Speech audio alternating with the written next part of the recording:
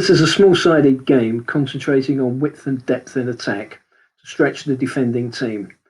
I would run this with adults and older youth players, although I have actually used it with younger players.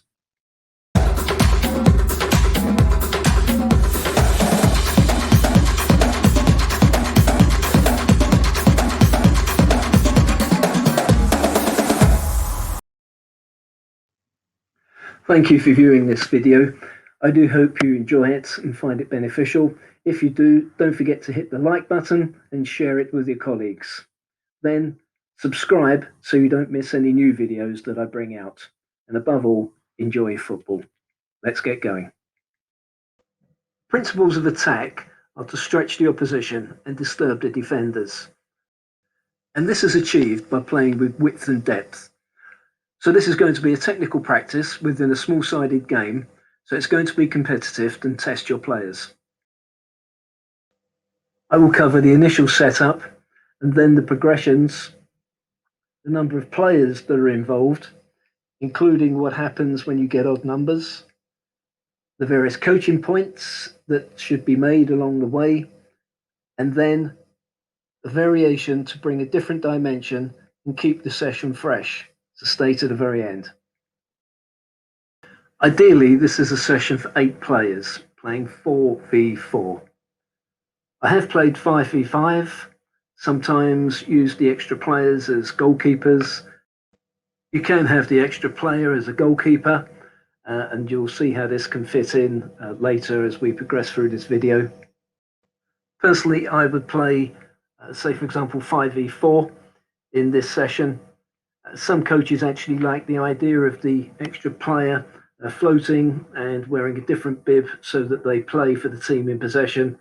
Personally, this doesn't actually fit with me. So I would play with one team having an extra player and then change it around later in the session.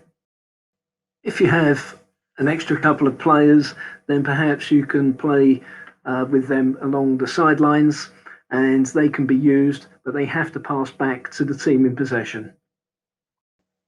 This is the layout. It's very simple. I just use 6 cones, 4 for marking the corners, and then 2 for the halfway points. I also use cones for goals, but I'll talk a little bit more about that later in this video. The size of the grid is start off 20 by 30 for adults and older youth players. For younger players, I recommend that you size accordingly to their age and their ability. Again, don't forget you're the coach and you change it if you need to within the session. I do that all the time, and especially with the adults, and I'll talk a little bit more about that again in this video, depending what I want to bring out in the coaching points. Position of the grid, it's dictated by where you have to train, then that's it. But if you do have a pitch, then I would set this up in the middle of the pitch or just outside the penalty areas. Again, this is a session where I have seen coaches put this on with no markers at all, because again, that's what happens in a match. Now let's get into the session. To start the session, I play 2v2 actually within the grid. And having set this up, we have 2 players at each end, 1 from each team. So in this example, yellow has the ball to start. The players at the ends stay behind the line. So yellow will play the ball in to yellow. The red at that end does not tackle or challenge. Difficult concept to grasp initially. At the other end, there's the 4th yellow and also the 4th red. And the object is for the yellows to work the ball from one end of the grid to the receiving yellow at the other end of the grid. You can now see that initially the goals don't play any part in this opening session. Right at the very beginning, the red at the end of the receiving yellow player cannot tackle. This is purely to give the players the idea of what's involved. Then the yellow has the ball at the far end, and they try and return the ball back to the other end. I would run this for a couple of goes and then say change over for the reds. Because again, for the reds at each end, it's a difficult concept that they don't get involved. So this is purely to get the session going and for the players to have an understanding of what's required. Then, after a short time, I would say, in this example, the reds can become engaged at the receiving end so that it makes the yellows move along the line and get into position to receive the ball from their teammates. The initial coaching points that I bring out in this session is that the yellow's first touch, I ask the player to get the ball rolling and then play the ball in. It isn't a free kick practice. Then the key point to stress for this session is there is no offside for the players. So we'll be looking at the position of the yellows and how they look to disturb the defending reds. And this leads to your first major coaching point. Principles of attacking are to stretch the opposition. So this session is about depth and width in attack. And because there's no offside, coaching point I would make to the players in the grid is to push up as high as they can. And then see what happens with the defenders. Do they go and mark? Do they stand where they are? Make the defenders feel disturbed because they want to be compact, which is the normal principles of defence. They don't want to be left alone, isolated, away from their teammates, and they certainly don't want gaps to be left. So in this example, the players actually on the pitch, the two yellows, have gone high and wide, and the two red defenders have decided to go touch tight.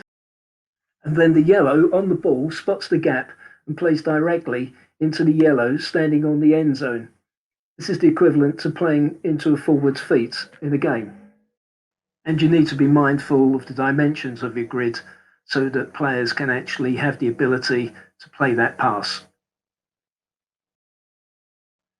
So the session is about getting your players to be thinking and looking for the opportunities all through the match, and also making the defenders think.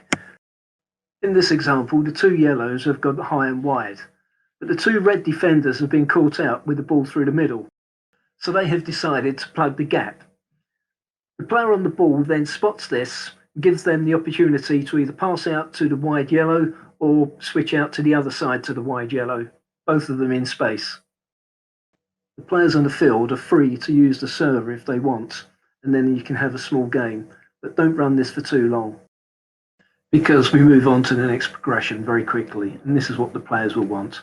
So we've got 2v2 on the pitch, and then the receiver comes in, and the defender comes with them. Red at the other end joins in, and then the server plays the ball in and moves into the grid, so we have a 4v4 game. And this is when you now include the goals. So just a word about this. Personally, I've always just used cones, and the players play through the cones to score a goal or to pass to a teammate who's just got beyond the two cones and receive their pass. Depending what kit you've got available, you might have small goals or use those things that look like tents for garden gnomes. If you do have an extra player or two, you might want to use these as goalkeepers and then move the players around. If it's 5v4, an idea is that you could have one team just shooting into one goal and again change that over. But the overriding coaching point for this session is that you play with width and depth. So you're looking for a diamond shape with your four players all the time. And your players take this concept on board so that as they move around the grid, they're always trying to maintain the diamond shape, maintaining the width and the depth of attack. So you can now see, although I've given you the dimensions of a grid, you've got to use your judgment as a coach and change as appropriate, depending upon age, depending upon ability, and also depending how challenging you might want to make the session. As an example, I've run this for adults where I've had a very tight dimensions for the grid. And this forces the players to play into someone that's marked tightly, and you get quick play coming out of this. And now let's look at a variation. And this is something I use a lot as a combination with the first session and then progress onto this as well. We have exactly the same setup within the grid, 4v4, but now what I do is introduce 4 goals, and that's 1 in each corner. So the attacking team has 2 targets to aim at. The intention is to get the attacking team to keep their heads up and encourages to switch play when they spot the opportunity. The aim is to play the ball where the opposition isn't. So there you have it. Coaching points that come out of this session. For attacking is to disturb the defenders by playing with width and depth, principles of attacking. And also you're looking at the body shape of the players to receive the ball, and the team shape especially to maintain the diamond shape. And also you're looking at the touch and the control of your players, timing of their runs, timing of their passes, and all in a small-sided competitive game. And then there's the additional coaching benefits that come out of this session. Looking for leadership from your players, who's going to take charge on the pitch, their decision making, who maintains the quality of the session, and communication amongst each other, and not just the attacking team, the defenders as well. And because it's a small-sided game with plenty of touches on the ball, don't forget the combination of the skills practice together with fitness as well.